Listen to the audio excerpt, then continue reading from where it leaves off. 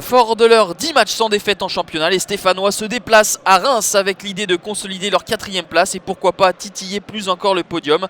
Mais en face, les Rémois restent sur 3 victoires consécutives, toutes compétitions confondues, en marquant à chaque fois 3 buts. Il sera donc intéressant de voir l'attaque des hommes de Vasseur se frotter à la défense de ceux de Galtier qui n'ont plus encaissé de but depuis 6 matchs.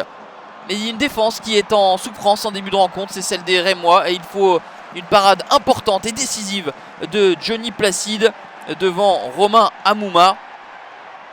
Saint-Étienne justifie son rang de 4e et se montre une nouvelle fois dangereux avec cette tête de Johan Molo qui trouve la barre transversale de Johnny Placide. À force de dominer, les Stéphanois vont bien finir par marquer. Non, Ricky von Wolfswinkel est déséquilibré dans la surface. Monsieur Morera ne dit rien.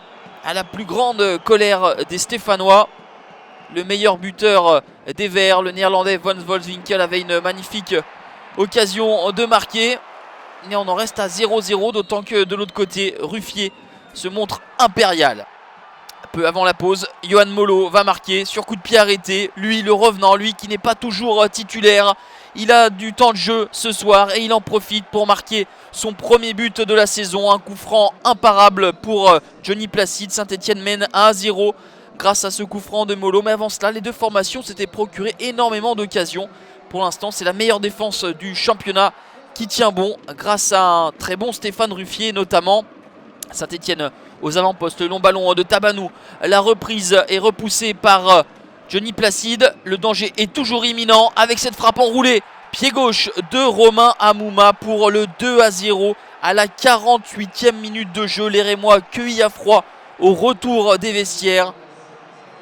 La faute à un Romain Hamouma toujours aussi efficace, toujours aussi décisif pour les Stéphanois. C'est son 2e but, lui qui avait marqué lors de la dernière journée face à l'ETG, assorti de 2 passes décisives.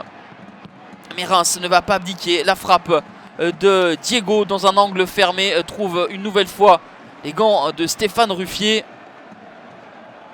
Reims a des occasions, Reims pousse mais se heurte tantôt au portier infranchissable des Verts, se heurte tantôt à la maladresse comme ici avec Gaëtan Courtet qui venait de faire son entrée en jeu et qui ne trouve que le petit filet.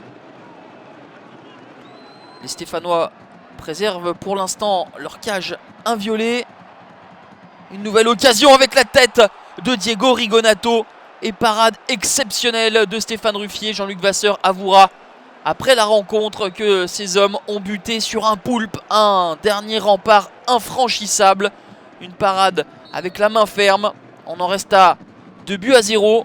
Mais il y avait une seule solution pour voir Stéphane Ruffier s'incliner, voir un de ses partenaires marquer contre son camp. C'est Renaud Coad qui à la 90e minute marque contre son camp. Fin de série pour Stéphane Ruffier qui n'avait plus encaissé de but depuis près de 700 minutes. Comme la saison passée avec le record d'invincibilité de Vincent Enyama avec le LOSC qui avait vu Simon Kjær marquer contre son camp.